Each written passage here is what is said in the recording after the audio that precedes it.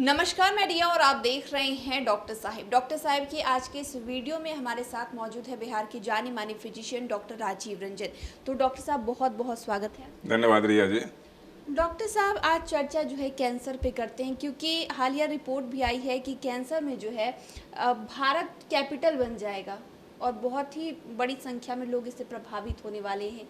तो इसी पे आज का चर्चा रखते हैं कि आखिर कैंसर जो है और इतने भारत क्यों आगे बढ़ता जा रहा है। ऐसा है रिया जी कि बड़ी ज्वलंत समस्या है कैंसर की, और ख़ास करके इधर जो जो जिस रफ्तार से कैंसर की गति भागी जा रही है, जो आपने ठीक कहा कि आने वाले दिनों में हो सकता है हम दुनिया में राजधानी घोषित हो जाए, कैंसर की राजधानी भारतवर्ष। क्योंकि आप शायद इस बात को समझिए कि 70% कैंसर्स ऐसे हैं जिनको हम लोग प्रिवेंट कर सकते हैं। ये लाइफ स्टाइल के थ्रू, जीवन शैली के थ्रू हम इनको प्रिवेंट कर सकते हैं। अपनी आदतों को थोड़ा बदल के, आदतों का जो जो सिलसिला है हमारे जीवन में, उसको थोड़ा सा अगर हम उस पर एक करें, अध्ययन करें और उसको हल्का सा परिवर्तित करने की कोशिश करें, तो हो सकता है कैंसर से निजात मिले। 70% प्रिवेंटेबल, ये स्टैटिस्टिक्स बहुत बहुत चौंकाने वाला है। और उस प्रिवेंटेबल 70% में 40% जो कैंसर्स हैं रिया जी, वो होते हैं टोबैको से, यानी तंबाकू से। अगर आदमी तंबाकू का सेवन करना बंद कर दे, सिगरेट केवल नहीं है, उसमें खैनी भी है, जर्दा भी है, जो आजकल बहुत सारे जो गुटखा और तरह तरह से जो सिनेमा में प्रचार आते हैं, टीवी में प्रचार आते हैं, और उसके वशीभूत होकर जो आज की युवा पीढ़ी है, वो जो किक के चक्कर में, कुछ इंस्टेंट एनर्जी के चक्कर में जो गुटखा और सब दबा के रखते हैं, अगर इन सारी चीज़ों से आप अपने को बिल्कुल विमुक्त कर लें, विरत कर लें, तो 40% of the preventable cancer will be prevented. एकदम बिल्कुल आप इससे मुक्ति मिलेगी। जो माउथ कैंसर है, जो बहुत कॉमन कैंसर है इंडिया में, तो टोबैको को से बच जाना है। 20% कैंसर ऐसे हैं जो इन्फेक्शन से रिलेटेड होते हैं। अब इन्फेक्शन कौन कौन से हैं? जैसे जिसका वैक्सीन हमारे पास है, टोटली प्रिवेंटेबल है, जिसको आप मतलब पूरी की पूरी तरह से अपने आप को सुरक्षित रख सकते हैं, महफूज रख सकते हैं अगर आप ये वैक्सीन का सहारा लें तो उसमें 2 इन्फेक्शन कॉमन है। हेपेटाइटिस बी वायरस का इन्फेक्शन, तो आज भी आपने देखा होगा कि बहुत सारे घर ऐसे मिलेंगे, बहुत सारे मरीज हम लोगों के पास आते हैं जो अनइम्यूनाइज्ड रहते हैं, उनको पता ही नहीं कि हेपेटाइटिस बी का भी टीका लगता है।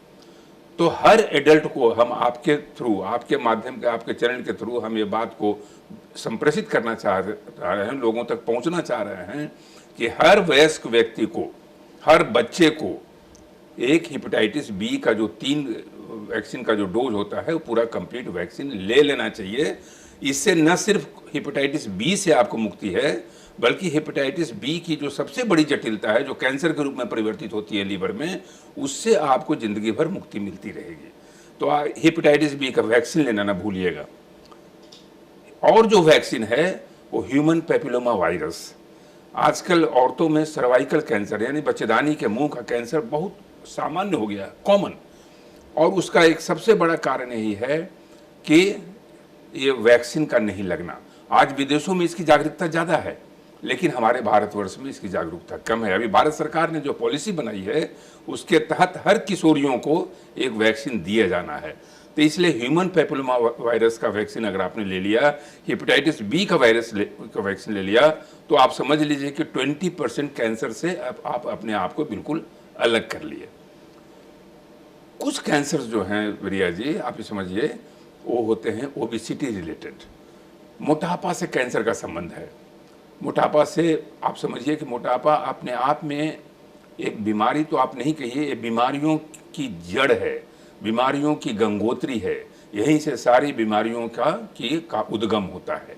इससे कौन सी बीमारी होती है? डायबिटीज हो सकता है, प्रेशर हो सकता है, मतलब असंख्य श्रृंखला है। और उस श्रृंखला में जो सबसे भयंकर श्रृंखला है, सबसे खतरनाक श्रृंखला है, वो है कैंसर का। तो मोटापा से कैंसर कैसे बचें? वही है कि आप एक्सरसाइज करें, खान पान पर ध्यान दें, रेशे वाला चीज़ ज़्यादा खाएं, फाइब्रस डाइट ज़्यादा लें, फैट का इस्तेमाल कम करें। क्योंकि ऐसा माना जाता है कि जब आप ज़रूरत से ज़्यादा मोटे हो गए, फैट बढ़ गया, आपका BMI बढ़ गया, तो आप में कौन कौन से कैंसर का होगा? हाइपरटेंशन की बात छोड़ दीजिए, डायबिटीज़ की बात छोड़ दीजिए, कैंसर्स में ब्रेस्ट कैंसर बहुत कॉमन है आजकल औरतों में, और ब्रेस्ट कैंसर जो है उसके लिए मोटापा सबसे बड़ा जिम्मेवार है। कोलोरेक्टल कैंसर जो आंत का कैंसर है उसके लिए मोटापा जिम्मेवार है। तो अगर आपने मोटापा पर फतह हासिल कर ली, विजय प्राप्त कर लिया, तो आप समझिए कि ब्रेस्ट कैंसर और कोलोरेक्टल कैंसर को आपने जीत लिया।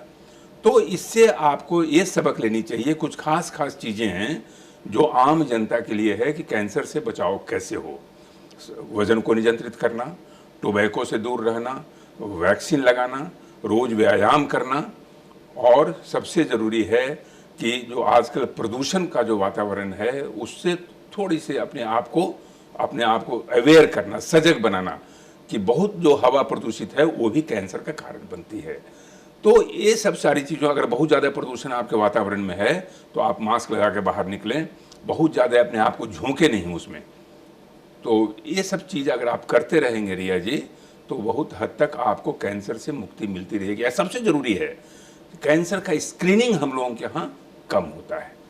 30 साल के ऊपर, मैं बार बार इस बात को कह रहा हूँ, 30 साल के ऊपर आप हर एडल्ट लेडी अपना मेमोग्राफी कराते रहें ब्रेस्ट के लिए, सर्वाइकल इसके लिए पेप-स्मीयर होते रहना चाहिए, माउथ कैंसर्स के लिए लगातार प्रिवेंटिव थेरेपी मतलब स्क्रीनिंग होते रहना चाहिए। तो प्रिवेंशन तो आप करें ही, लेकिन जरा सा भी शक अगर हो और रेगुलर अगर आप स्क्रीनिंग कराते रहें कैंसर का, तो कैंसर जैसे जो नाम सुनते के साथ जो आजकल ये हालत है कि 30% बीमारियां कैंसर जैसे डायग्नोस होता है आपका, 1 साल के अंदर 70% लोग मर जा रहे हैं। केवल 30% ही लोग हैं जो 5 साल के ऊपर तक चले जाते हैं। अगर इसका अर्ली डिटेक्शन हो जाए, और वो होगा स्क्रीनिंग से। इसलिए आपके अंदर अवेयरनेस फैलाना, जागरूकता फैलाना, स्क्रीनिंग की ओर ध्यान देना, तवज्जो देना, प्रिवेंशन की ओर, आई थिंक ये सारे चीज़ें हैं जो आपको कैंसर फ्री वर्ल्ड की ओर ले जा सकता है और भारतवर्ष अपने आप को सुरक्षित महसूस कर सकता है। तो शुक्रिया डॉक्टर साहब जो आपने बताया, जानकारी दी, और कैंसर का जो हम लोग जिक्र कर रहे थे उस पे आपने टोबैको का जिक्र किया। डब्बा पे भी लिखा रहता है कि जानलेवा है, कैंसर हो सकता है, फिर भी लोगों में जागरूकता की कमी होती है। उसके लिए आपने जानकारी दी, उसके लिए बहुत बहुत शुक्रिया। शुक्रिया। तो आपने आज जाना कि कैंसर का मुख्य कारण क्या क्या हो रहा है और क्यों भारत जो है इतनी तेज़ी से आगे बढ़ता जा रहा है कैंसर के मामले में। तो इस विषय में आप क्या सोचते हैं हमें कमेंट कर ज़रूर बताएं। चैनल को सब्सक्राइब कर ले, फेसबुक पेज को लाइक कर ले। वीडियो देखने के लिए आपका शुक्रिया।